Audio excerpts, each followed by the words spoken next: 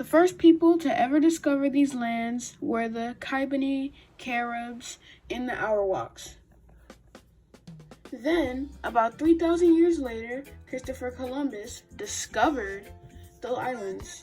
Christopher Columbus was also credited as discovering the Virgin Islands. Anyway, the islands as one were called the Virgins in reference to the beauty of Saint Ursula and her 11,000 virgins.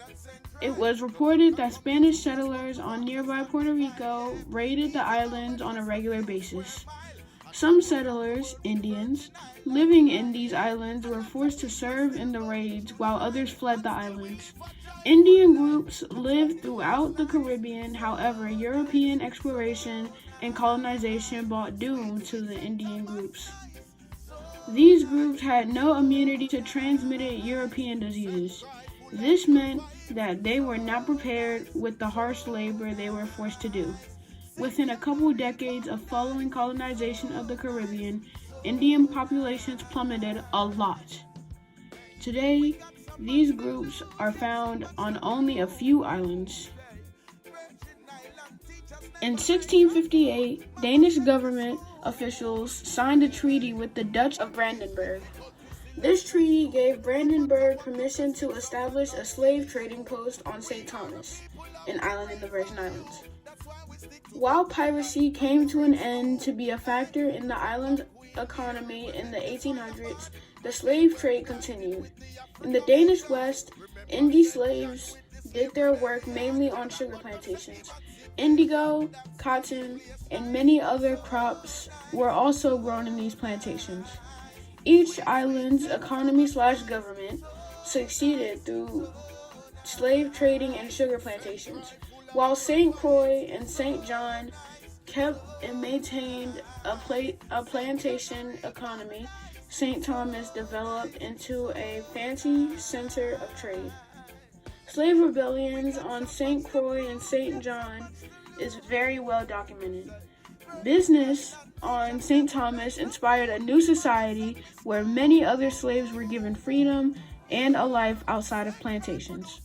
A July 2nd, 1848 rebellion on St. Croix, where 17,000 people remained enslaved while 5,000 people were freed, prompted the governor Peter von Scholten to declare what he had long hoped for.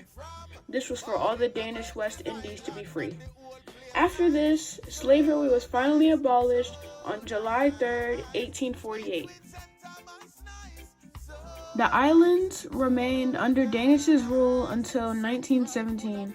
The United States bought them for $25 million gold in an attempt to better their military positioning during the worst and sorrowful times in World War I.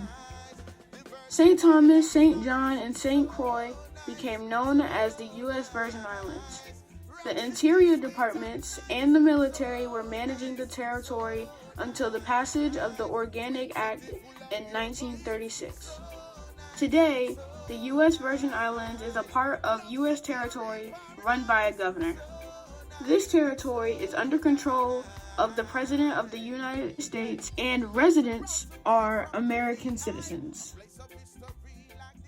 In the 1900s, the Virgin Islands saw a new successful light. Tourists were seeking warmth, relaxation, and beauty. Basically, a vacation to the islands. From this information, hotels, restaurants, and shops began to appear on every corner of every beachfront and main towns. With the rise of the economy and business, immigrants from nearby islands moved to the U.S. Virgin Islands to work.